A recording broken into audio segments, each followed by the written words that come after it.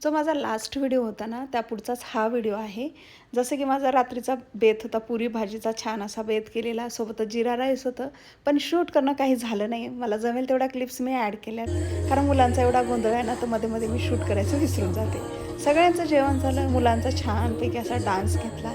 Dance करून घेतला, कारण दोघीचे पण माझे पण हसबंड उशिरा येणार होते आणि भाऊजी जे आहेत माझ्या छोट्या बहिणीचे मिस्टर ते पण उशिरा येणार होते.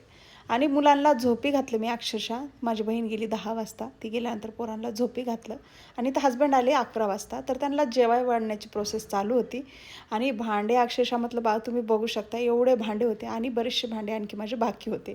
कारण मी बऱ्याचशा गोष्टी ना तशाच ठेवल्या होत्या. कारण ते आले ना जेवण केल्यानंतर बऱ्याचशा गोष्टी जे आहेत भांडे जे आहेत ना रिकामी होती. मग काय तुम्ही बघू शकताय मुलांना जेवायला वाढेपर्यंत माझ्या बहिणीने अर्ध्याच्या वर भांडे घासून घेतले होते. नको नको म्हणलं तरी ती काय ऐकत नाही. भांडे घासून घेतली. नंतर मग काय झालं की भांडे घासून घेतली. नंतर मग जेवल्यानंतरचे भांडे नंतरचे आत्ता बरेचसे मी रिकामे करून घेतले. कारण दुसऱ्या दिवशी होतं मुलांचं स्कूल. कारण जेवढं काम रात्री होईल तेवढं काम मी आटपून घेते.